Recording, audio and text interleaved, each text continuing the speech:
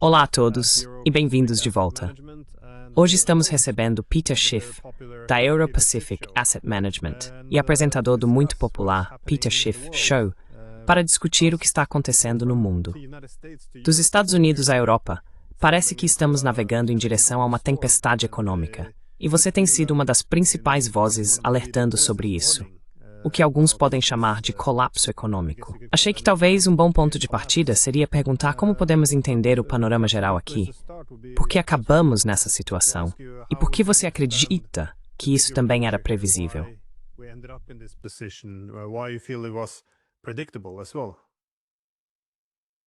Bem, você está se referindo ao problema do comércio global? Ah, sim. E com a fraqueza do dólar, parece que estamos caminhando para uma tempestade perfeita aqui.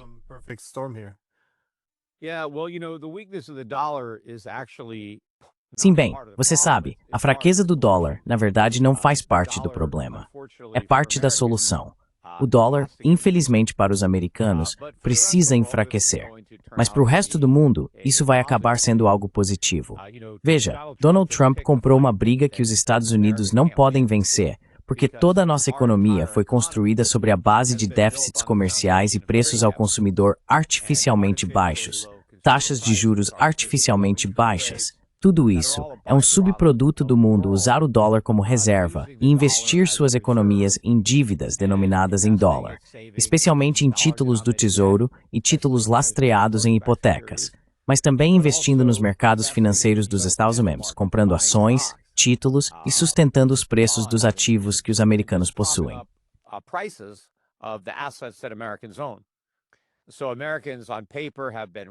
Então, no papel, os americanos têm sido mais ricos e suas vidas têm sido melhores porque puderam viver além de suas posses. Os americanos puderam comprar coisas que realmente não podiam pagar, que não produziram, e pagam por isso com dinheiro que o Fed cria do nada. Mas os bens que estamos recebendo não são criados do nada. As empresas e os trabalhadores que ajudam a produzir esses bens precisam trabalhar duro para fabricá-los. Eles precisam economizar para financiar o investimento de capital necessário para produzi-los. Então veja, o mundo vive abaixo de suas posses, para permitir que os americanos vivam acima das deles. Agora acho que essa é a dinâmica que pode desmoronar aqui. Ironicamente, é os Estados Unidos que estão causando isso, quando deveria ser o resto do mundo. Eles é que deveriam puxar o tapete debaixo de nós. Nós é que estamos puxando o tapete debaixo de nós mesmos.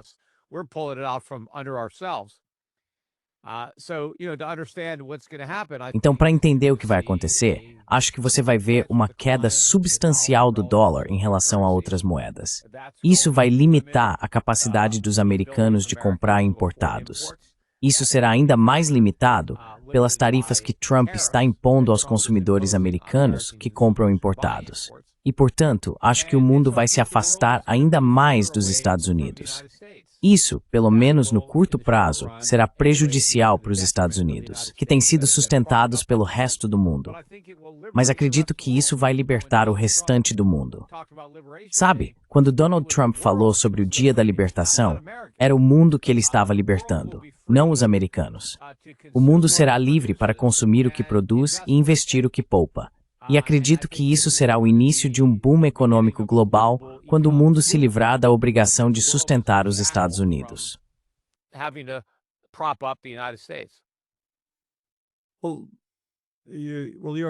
Bem, você argumenta que a desvalorização do dólar seria uma boa.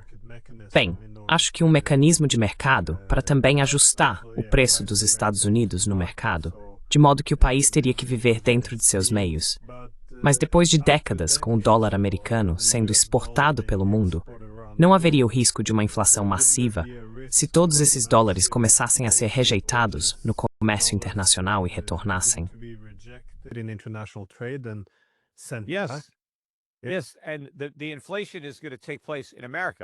Sim, e a inflação vai acontecer nos Estados Unidos, porque é para lá que todos esses dólares retornam. Na verdade, isso é deflacionário para o resto do mundo, pois à medida que o dólar cai, os preços caem para todos fora dos Estados Unidos. Porque se algo é precificado em dólares e você está baseado em outra moeda, e digamos que o dólar perca metade do seu valor em relação à sua moeda, bem, o preço do produto que você comprava em dólares foi reduzido pela metade em termos da sua própria moeda. Então, isso será um evento positivo para o resto do mundo, porque o que vai acontecer é que muitas pessoas que não compravam certos produtos porque não podiam pagar, vão começar a comprá-los, porque agora poderão pagar. São os americanos que terão que parar de comprar, porque eles não vão conseguir arcar com os preços mais altos resultantes da queda do dólar.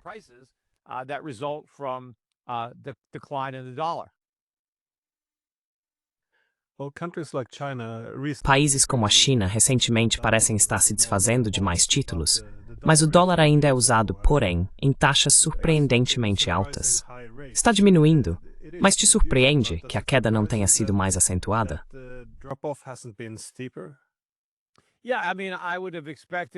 Sim, quero dizer, eu teria esperado que fosse mais acentuado ao longo do tempo, mas agora posso ver claramente para onde o vento está soprando. E sabe, a velocidade desse vento pode facilmente aumentar. Então, quem sabe, talvez todo mundo esteja se afastando do dólar agora, mas em breve podem acabar fugindo de vez. Vamos ver.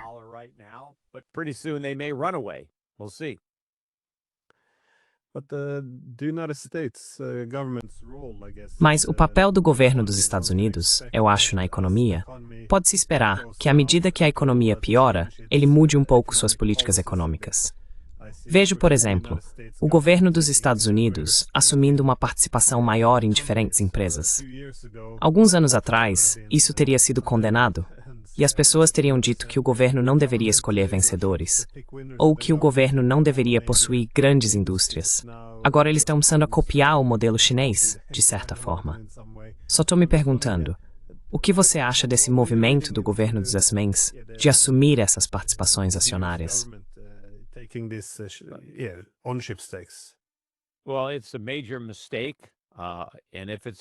Bem, é um grande erro. E se isso for permitido, vai criar um precedente ruim para futuros presidentes que possam vir. É muito anticapitalismo de livre mercado. É inconstitucional. Vamos ver se alguém vai contestar. Tenho certeza de que, se o Biden tivesse feito algo assim, os republicanos estariam revoltados. Mas, segundo eles, Trump não pode errar, mesmo que o que ele esteja fazendo seja muito anticapitalismo, anti-liberdade, anti-mercado livre, anti-liberdade, anti-constituição.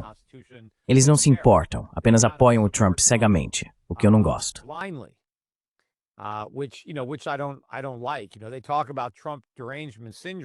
Sabe, eles falam sobre a síndrome de aversão ao Trump, que são pessoas que simplesmente se opõem a tudo que o Trump acredita ou tudo que ele quer fazer.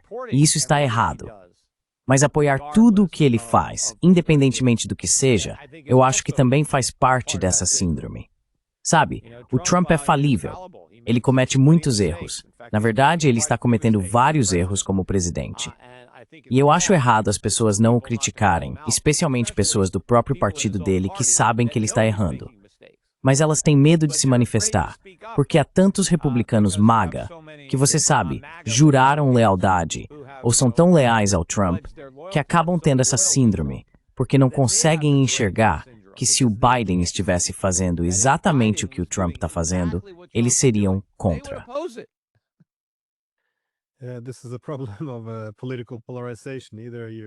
Sim, isso é um problema de polarização política.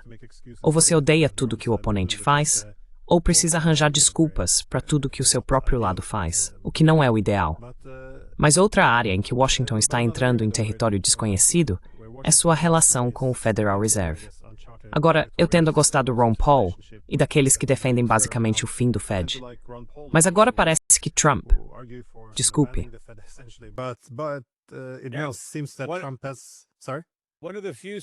Um dos poucos senadores dispostos a se manifestar contra Trump é o filho de Ron Paul, Rand, certo? Dá para contar nos dedos de uma mão quem no Partido Republicano tem alguma coragem.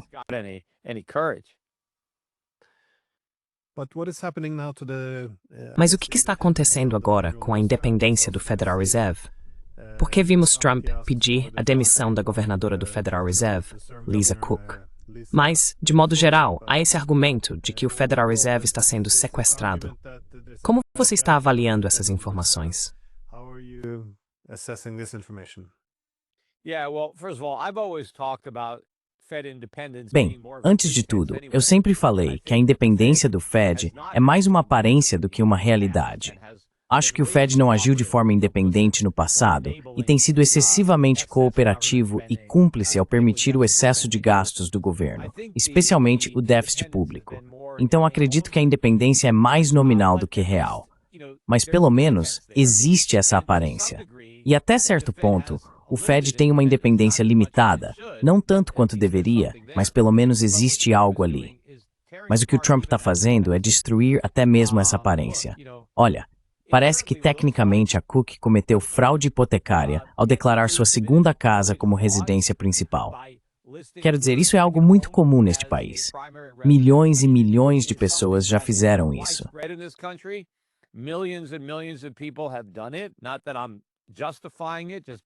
Não que eu esteja justificando isso só porque tantas pessoas já fizeram, mas não é como uma grande fraude hipotecária.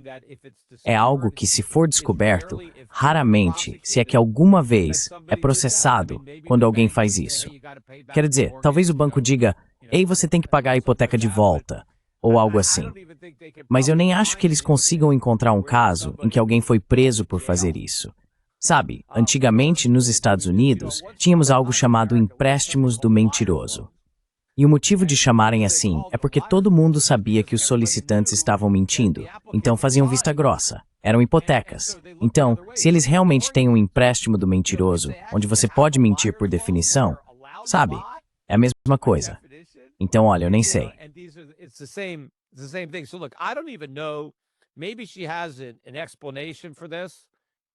Talvez ela tenha uma explicação para isso, sabe? Mas não há como um presidente simplesmente usar isso como pretexto para demiti-la. Porque é óbvio que ele quer demiti-la porque ela votou contra o corte das taxas de juros. Ele está tentando remover membros do FOMC para poder colocar um aliado. Então está procurando qualquer coisa contra ela. É preciso olhar para a motivação disso. O verdadeiro motivo pelo qual ele quer tirá-la do FOMC são as escolhas de política dela. Se ela fosse uma das poucas que votaram pelo corte das taxas, isso nem teria acontecido. Então, independentemente do que ela fez, o importante é o motivo pelo qual isso está sendo levantado. Mas se for esse o caso, ok, a fraude hipotecária aqui, que alguém apresente uma acusação. Ninguém apresentou nenhuma acusação contra ela. E vamos ver se conseguem uma condenação. O mandato dela é de 14 anos. Ela está só há alguns anos no cargo.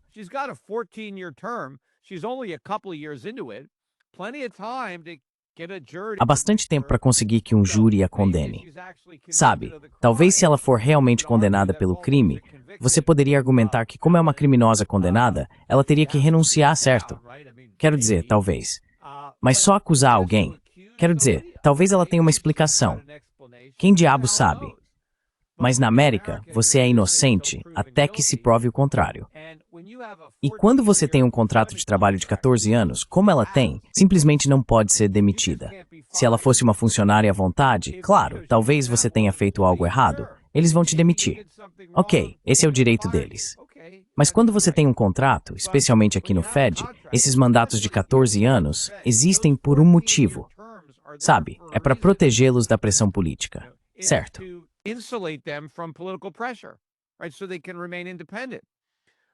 Assim eles podem permanecer independentes. Mas se tudo o que um presidente precisa fazer é encontrar alguma sujeira e depois fazer uma acusação, então ele pode simplesmente te demitir. Nesse caso, qualquer aparência de independência é completamente perdida. Portanto, discordo do que Trump está fazendo. Acho que os tribunais provavelmente vão decidir que ele não pode fazer isso, porque é bem óbvio que ele não pode. É lamentável que mais republicanos não se manifestem, porque tenho certeza de que se fosse o Biden fazendo as demissões, todos estariam revoltados. A verdade é a verdade. Ela não pode depender de quem está fazendo. Então você não pode apoiar se um republicano faz, mas condenar se um democrata faz. Isso é hipocrisia.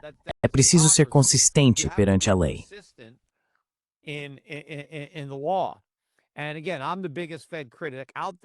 E novamente, sou o maior crítico do Fed que existe, mas eu defenderia os governadores do Fed contra uma ação dessas. E sabe, pessoalmente, acho que todos os membros do Fed deveriam ser demitidos por não aumentarem as taxas de juros, certo? Mas você sabe, isso não pode ser feito. Acho que eles são cúmplices desses déficits enormes e têm sido complacentes por tempo demais. As taxas estão muito baixas. Eles nunca deveriam ter feito o afrouxamento quantitativo. Cometeram todo tipo de erro. Mas acho que cometerão erros ainda maiores se o Trump conseguir lotar o FOMC com seus fantoches e depois convencê-los a cortar as taxas e começar a rodar as impressoras de dinheiro. É isso que ele quer que eles façam.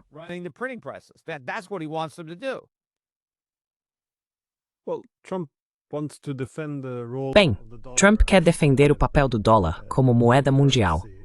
E ele argumenta que se o dólar americano perdesse essa posição, seria como perder uma guerra mundial, para destacar a importância disso.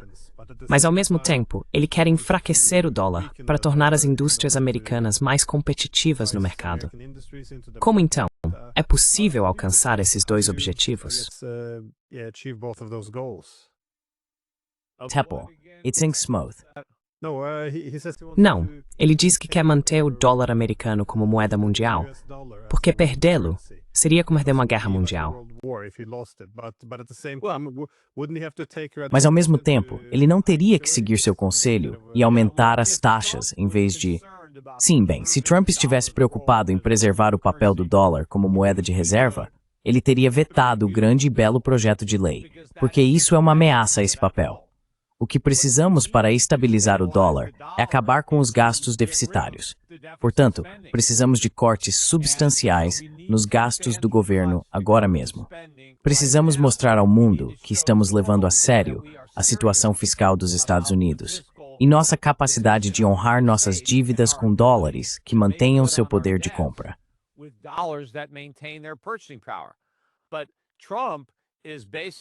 Mas Trump está basicamente dizendo ao mundo: nós não nos importamos com o poder de compra do dólar.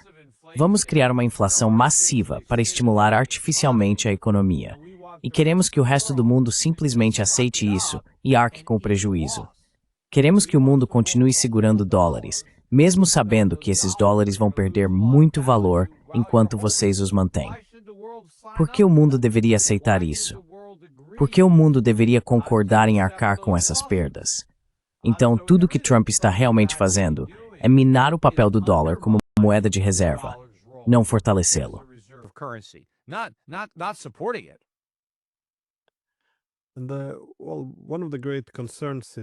Uma das grandes preocupações, inicialmente, parecia ser que os Estados Unidos estavam perdendo sua vantagem competitiva. O país estava se desindustrializando e acumulando dívidas demais. Acho que isso foi parte do motivo pelo qual começaram essas guerras tarifárias. Mas hoje, a Índia implementou uma tarifa de 50%, e os chineses parecem ter conseguido fazer Trump recuar em tudo isso. Como você avalia as guerras tarifárias? Isso está chegando a um beco sem saída, porque parece ser uma tentativa de restaurar ou dar alguma vantagem competitiva às indústrias domésticas, mas também está sendo usado como punição política e como demonstração de poder. Por quanto tempo você acha que eles podem insistir nisso?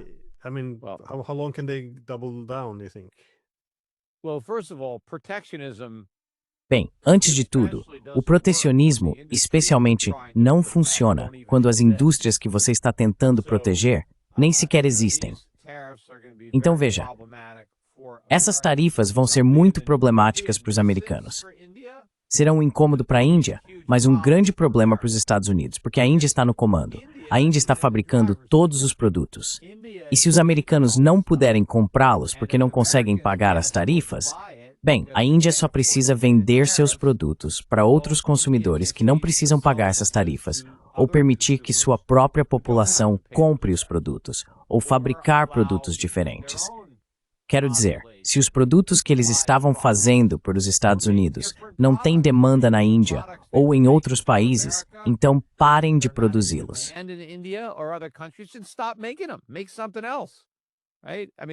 Faça outra coisa. Certo. Quero dizer, use sua mão de obra, use suas fábricas para produzir outros bens, porque os produtos que vocês estão fazendo para os americanos agora estão caros demais. Então os americanos não podem comprá-los. Ou seja, as tarifas são para os americanos. Elas não são para a Índia, não são para a China. Elas são para os americanos que querem comprar produtos estrangeiros. E, infelizmente, na maioria dos casos, os americanos precisam comprar produtos estrangeiros se quiserem comprar algum produto, porque são os únicos que existem. E sabe, na medida em que a América já não é mais competitiva em muitos desses setores, o que é verdade, porque se fôssemos competitivos, estaríamos fabricando essas coisas aqui, certo?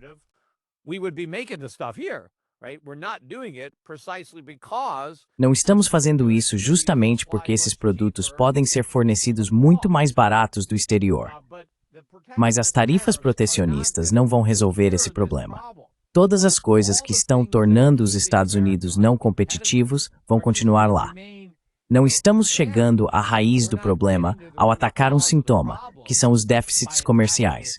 Os déficits comerciais são sintomáticos do problema subjacente.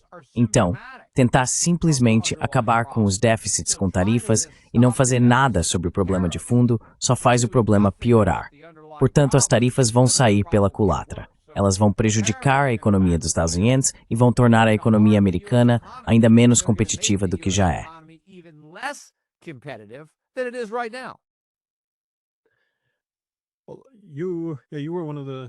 Bem, você foi uma das poucas pessoas que previu a crise financeira global de 2008 e 2009, que começou com a crise imobiliária. Mas como você compararia essa crise com a de 2008? Isso é uma continuação? Ou vai ser pior? Ou estamos realmente caminhando para um colapso? Fico me perguntando como isso pode ser.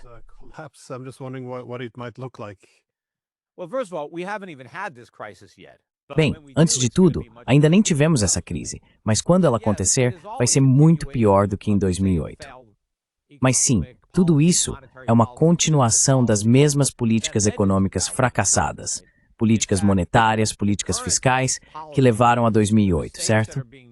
Na verdade, a combinação de políticas atual, os erros que estão sendo cometidos, são ainda maiores do que os erros que levaram àquela crise. Então a próxima crise vai ser muito pior, porque eu acho que isso não vai se concentrar apenas no mercado imobiliário.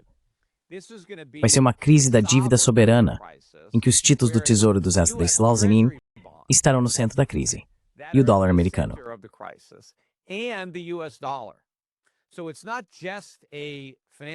Então não se trata apenas de uma crise financeira, é uma crise do dólar americano e da dívida soberana.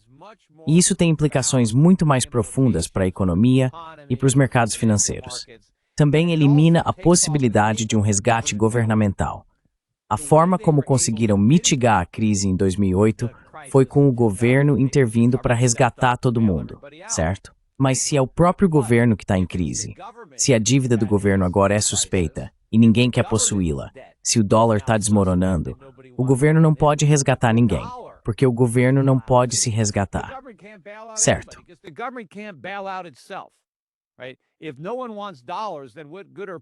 Se ninguém quer dólares, então de que adianta imprimir mais dólares?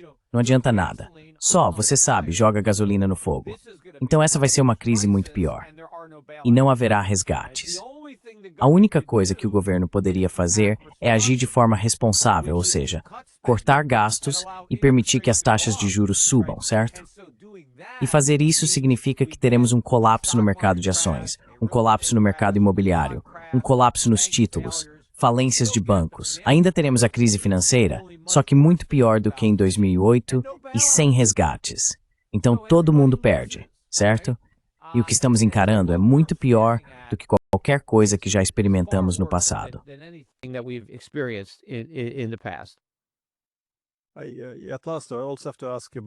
Por fim, também preciso perguntar sobre a Europa. Como você está interpretando a situação por lá? Porque parece que deste lado do Atlântico, estamos em uma posição pior. O Reino Unido está caminhando. Bem, de acordo com os jornais, o Reino Unido pode estar indo em direção a uma situação de resgate pelo FMI. A Alemanha pode estar em uma posição ainda pior, a menos que encontrem uma forma de abastecer suas fábricas com posturas morais. Todos parecem estar em declínio. Você vê a Europa em uma situação pior agora? Novamente, qual seria a solução para tudo isso?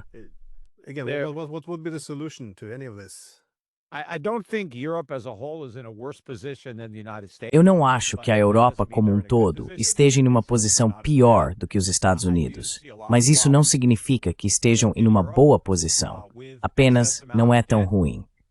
Vejo muitos problemas na Europa com o excesso de dívidas, um estado de bem-estar social grande demais e governos que prometeram mais do que são capazes de cumprir para os cidadãos em termos de programas governamentais, especialmente pensões, saúde e todos os outros compromissos que foram assumidos e que os governos não conseguem cumprir. Então há um problema aí. A Europa não vai ficar imune à inflação que os americanos vão enfrentar. Mas eu só acho que Americans are going to endure. But I just think that the US problem is more severe. o problema dos Estados Unidos é mais grave neste momento e pode ser o primeiro a explodir porque estamos acumulando esses enormes déficits comerciais. A Europa não está. Quero dizer, a Europa, no geral, tem seu comércio equilibrado com o resto do mundo. Então eles não têm vivido além de suas possibilidades no mesmo grau que os americanos. O euro não forneceu a muleta que o dólar proporcionou aos americanos. Portanto, acho que estamos em uma posição única para sofrer com o realinhamento. E na medida em que o euro acabar substituindo o dólar de forma significativa, isso pode prolongar o tempo que a Europa pode adiar seu acerto de contas.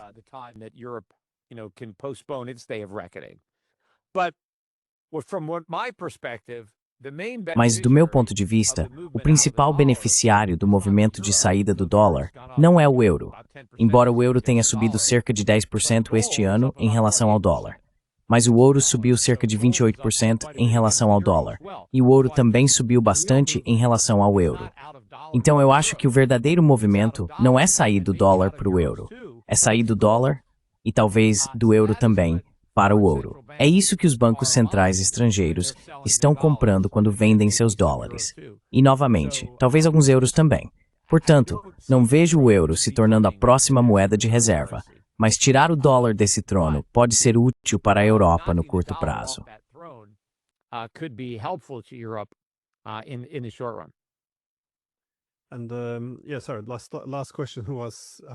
E sim, desculpe, última pergunta. E quanto ao resto do mundo? Você mencionou que seria bom para ele se o dólar caísse ou perdesse seu status dominante.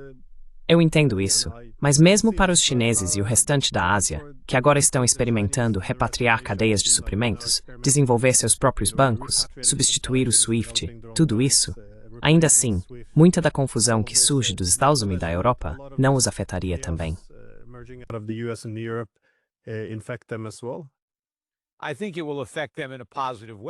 Acho que isso vai afetá-los de forma positiva.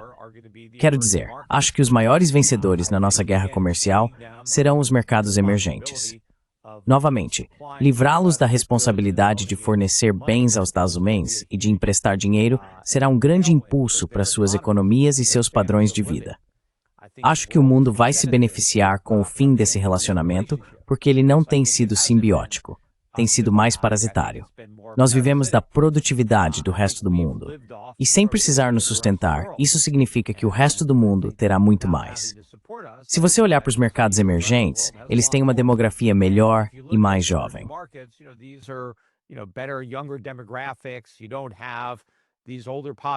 Você não tem essas populações mais velhas que dependem de dinheiro do governo que ele não tem.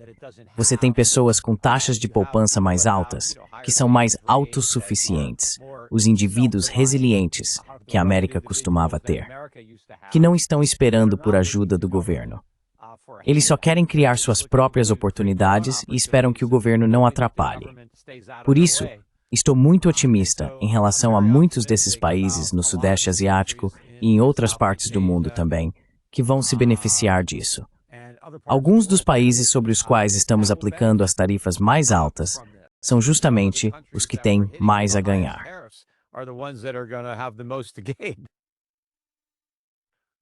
Bem, Peter Schiff, muito obrigado.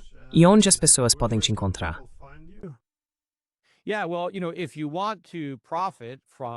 Sim, bem, você sabe, se você quiser lucrar com essa grande transição do dólar para o ouro, para ações estrangeiras, quero dizer, você já pode ver isso, certo?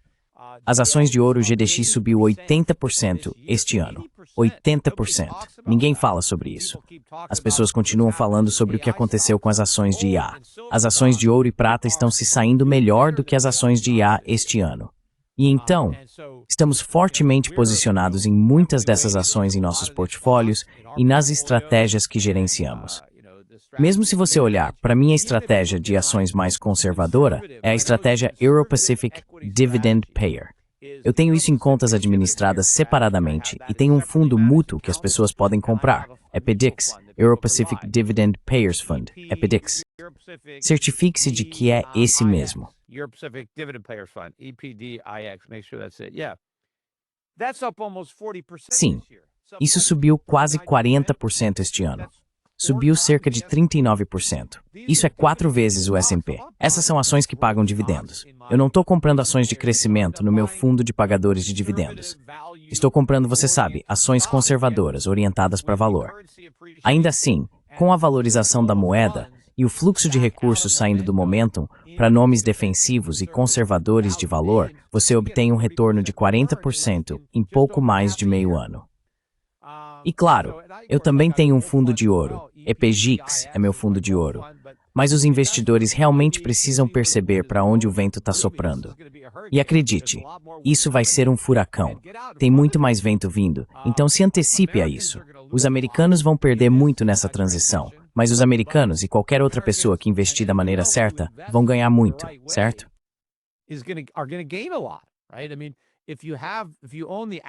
Quero dizer, se você possui os ativos que vão valorizar, então sabe, isso é um grande ganho inesperado. Então os ativos americanos vão ser desvalorizados e os ativos estrangeiros vão ser valorizados, assim como o dólar vai ser desvalorizado e as moedas estrangeiras vão ser valorizadas. Por isso você precisa possuir esses ativos estrangeiros, moedas estrangeiras, commodities, ouro e prata, ações de mineração. Basta olhar para o que funcionou nos anos 1970, porque o que vamos passar, eu acredito, é semelhante aos anos 70, só que em uma ordem de magnitude maior. Foi quando, em 1971, os Estados Unidos saíram do padrão ouro, e isso foi um reset. O dólar foi desvalorizado em 2/3 em relação ao marco alemão, ao iene, ao franco. O ouro foi de 35 para 850, certo?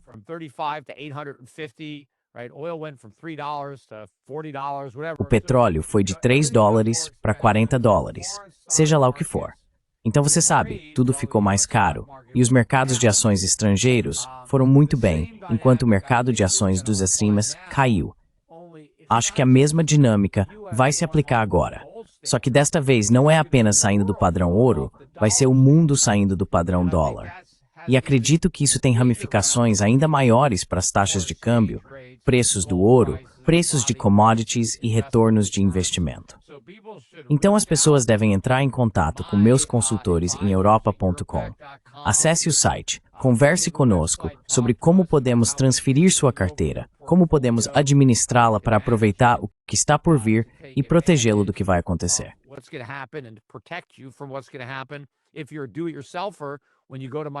Se você gosta de fazer as coisas por conta própria, ao acessar meu site, você pode obter informações sobre meus 5 fundos mútuos e como comprá-los sem taxa através da sua corretora de desconto. Além disso, você precisa comprar ouro e prata. O ouro está em torno de 2.300. A prata está ao 28 a onça. Eu acho que esses preços ainda estão muito baratos, mesmo tendo subido bastante no ano. Ainda estão baratos. Minha empresa de ouro, Schiff Gold, vende ouro e prata. Você deveria comprar se ainda não tem. Temos ótimos preços, provavelmente os melhores do setor. Então acesse schiffgold.com. Você pode comprar ouro e prata diretamente online, colocar no carrinho de compras e finalizar a compra. Ou então, tem especialistas prontos para te ajudar, para orientar você na sua compra.